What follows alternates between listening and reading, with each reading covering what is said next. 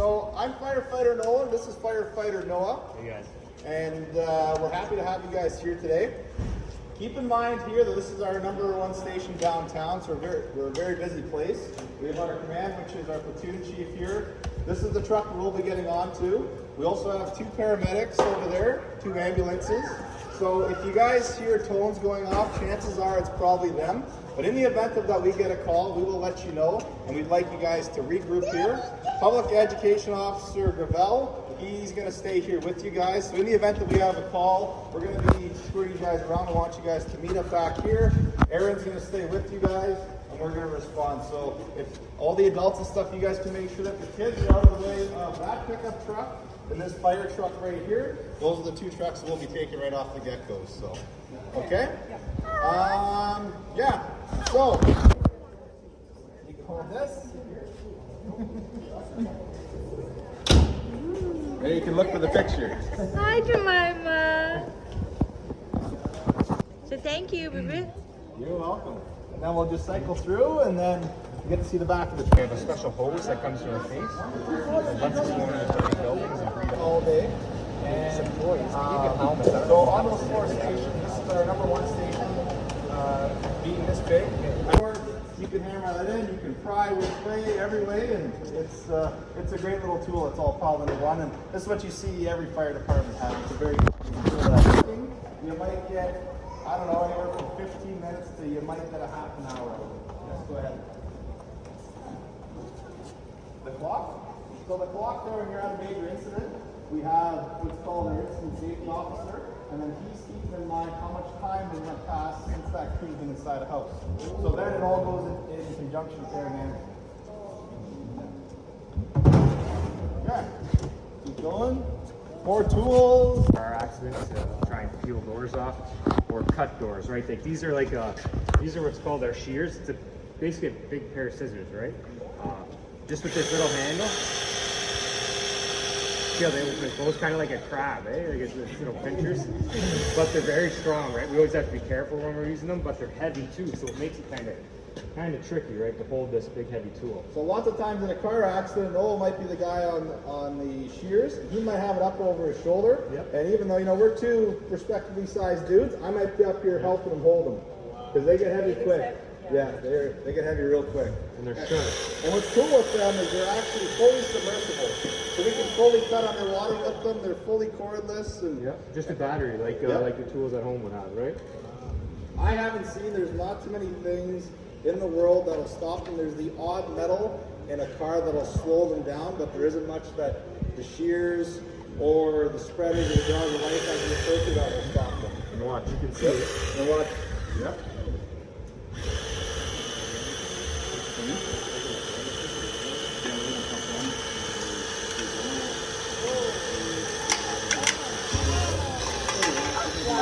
So cuts are pretty easy. That's just thin metal, but even this trailer, a car, it'll cut through it. Yep.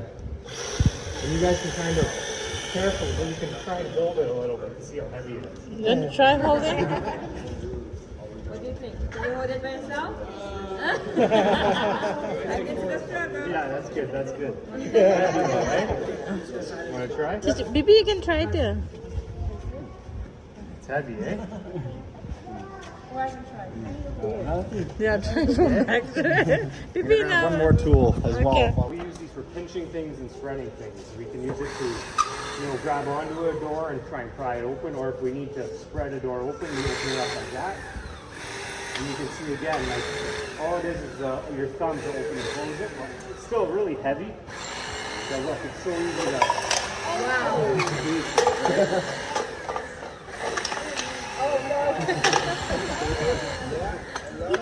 So these can be used in combination with any of these tools, and we can make some cuts, some spreads, and then we can push. And then we can create space and get them out of vehicles. They are very cool tools, especially being cordless. So, yeah, it's real good. Okay, we'll keep going around the house. We see lots of ambulances around town, so we work in conjunction lots with the paramedics. Sometimes they're first on scene, sometimes we're first on scene, and we always work hand in hand. So like Noah and I here, whether they're first on scene or we are, sometimes we'll actually go along and we'll ride in the back of it to assist the paramedics, because typically there's only 2 paramedics on the truck at a time. So you need somebody to drive to the hospital. So then instead of somebody working by themselves in the back seat, there's lots of times that we'll assist and we'll ride right into the emergency room and assist until we hand off to the nurses and the doctors. Yeah. Yeah, we're not the same level as the paramedics. They're a bit above us, but We're trying to get better always at yeah, absolutely. Like we're consistently improving our medical ability, and we are more than capable to assist with all the basics and stuff. They have another level of just still taking care of the city, right? So they're responding to calls, and a call might be a half. Don't forget, he's the same Noah in the gear, and there's nothing to be afraid of. And now I got a couple of questions for you kids. Who do you call if there's an emergency? What's the number? 911. That's right. And what do you do if, let's say, there's a fire in the house? Do you stay in the house or do you go out? No, you get out. Yeah, you get out, pal. Yeah.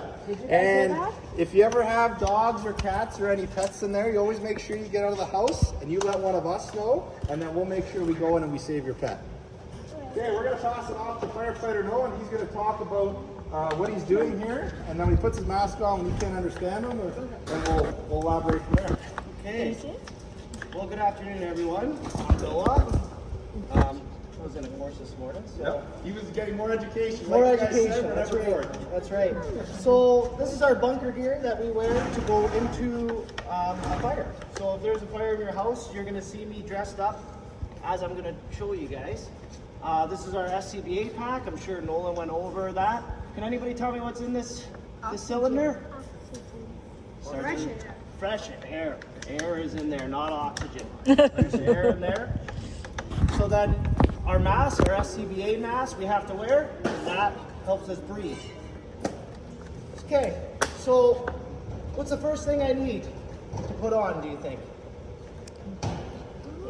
My pants? Good.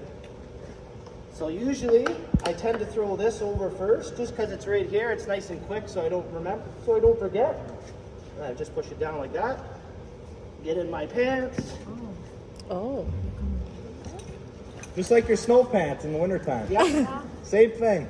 Other than these snow pants, protect them from pretty much everything. Fire, steam, water. It's like a rain suit because there's a couple different layers in here too. So, you know, the outside's protecting from fire. Then there's like a vapor barrier inside, and that'll protect them from any water. And keep going. Yep. And then our knees, we have big pads right here in our knees, so if we're working on the ground, we don't hurt our knees. Why would he have to be on his knees? Any idea? Like if he was at a house? Under the vehicle? Yeah, it might have to go in a vehicle, but if let's say the house is super smoky, if he gets down nice and low, one, it's not as hot, and two, he might be able to see better. Yeah. Always get low. Our biggest thing is when we get in a house, we want to get low because we don't want to be in the flow path of any fire. So if we get nice and low into a building, it's cooler down here and we can see better visibility. Okay, what else? What's next? What do you think I need? Jacket. Jacket? Good.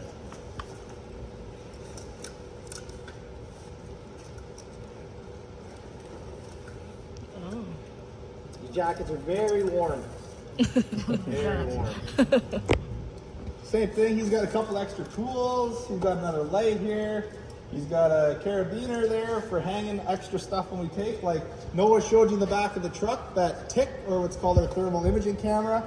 So when he gets off the truck, he might hang that from there, and you just keep gearing up depending on what type of call it is. Yep. My pockets have little tools in them. I got little screwdrivers, everything like that. Okay, what do you think I need next? Mask? How about I put on that first? So I'm gonna grab my pack. Oh. Wow. It's a heavy bag. That's for 60 pounds. You can't run with that. See? It's heavy, right?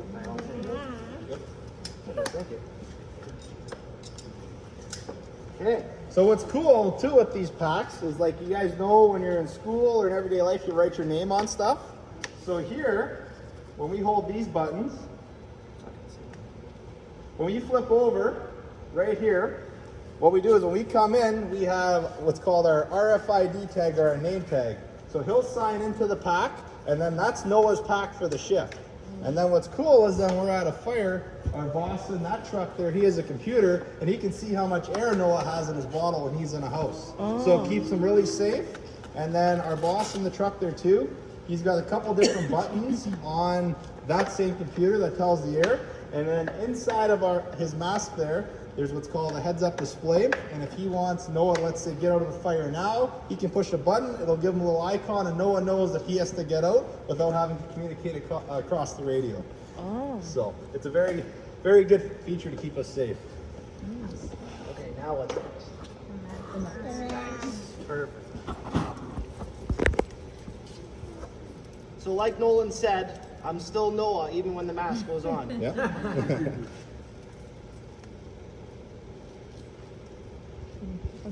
So it's almost like a scuba diving mask in a sense. So can you guys hear me? Yeah. It's a little difficult to hear me, but once I clip into my pack, this little Bluetooth radio will help me speak better to you. Yeah, you guys will see. Microphone? Yeah, microphone, exactly. Then usually I will flip up my hood and put it over to cover my head. That'll keep it from burning or anything like that. So that'll wrap around all his mask right here, so you won't have any exposed skin, let's say when he's in a fire. So you won't get any steam damage after he's putting the fire out. If the fire happens to be going over top of his head, then he's not gonna get any burns. So you'll see his hood there. It's just like a balaclava in the winter. I make sure all my buckles and everything are tucked in, and so they're not hanging out. Nice and neat. What's next? Helmet. Good, pal. You guys also wear that in the summer? Yeah, we wear this same gear year-round. So if you think it's hot out in the summertime in your t-shirt and shorts, it's hot in this stuff. Yeah. In the wintertime, it's kind of nice though. Keeps you warm. Yeah. Okay, what else am I missing? The gloves. Hey, need my gloves. Gloves are here. So like we said earlier, and like Noah said too, depending on what he has in his pockets, on his gear and stuff like that, he's anywhere, and when he grabs off the truck, he's anywhere from another 60 to 80 pounds on top of his body weight. And that's before, like Noah said, about grabbing extra hose, and you know, it just keeps getting heavier and heavier depending on what you're doing. So now, I'm just going to turn on my bottle. It's going to make a beeping noise. Okay, just letting everybody know. So I'm just going to go turn it on, this little valve here. So that lets him know that the bottle's on, and then it's going to run its self-check. So I see the green check there? Yeah. So we're good to go. I have 4,200 in my bottle, so that's, I technically have 42 minutes. 42 minutes. 42 minutes, depending on how hard you're working. Yeah, and how full the bottle is. So like I said, they're 45-minute bottles at their absolute peak. But what happens is, as you fill them, they get what's called a hot fill. As they cool, you lose a little bit of pressure. So that's realistic about what our working pressures would be in our working times. And that's, again, like you said before, he's working real hard, and that time decreases very, very fast. And do you get to change them if Yep. you run out of? Okay. Yeah, Yeah. nice easy change. So he would just sit there, I would open up here, I would unthread, boom, in and out, and it's like, in a matter, as long as it's not frozen or anything, like in the wintertime it gets a little bit harder, you can change that bottle in probably 30 seconds, give or take. Just a clip, a thread, in and out, done. Yeah, I don't see the connection of the. Yeah, so turn around here, right here. I mean, like, yeah, towards this mask. Yep, so towards his mask is what you see. See, you have the line here. So this pack's a little bit different, only in the sense because this is a pack off our big ladder truck. So that pack here will connect directly into that yellow tank that's on the side. But then where this hose is right here is what's coming through his shoulder strap. And that'll fit there. Okay. Kind of see it there now? Okay. You got two, this pack's a little more confusing because there's two lines being an aerial pack. Oh, now can you see the mama?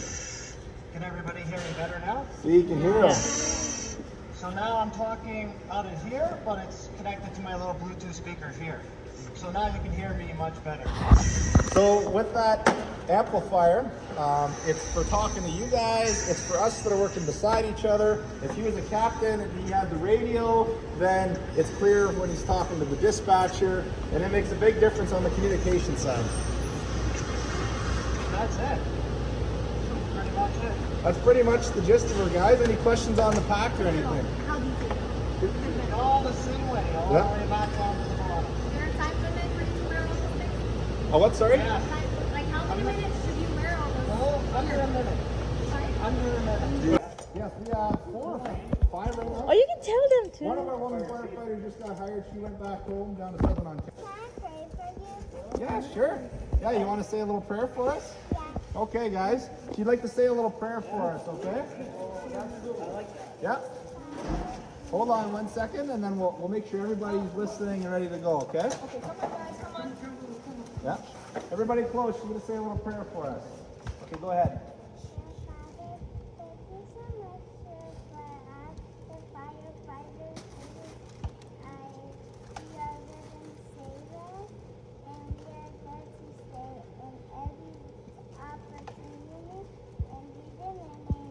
That was a great prayer. Thank you very much. Thank you. We really appreciate that.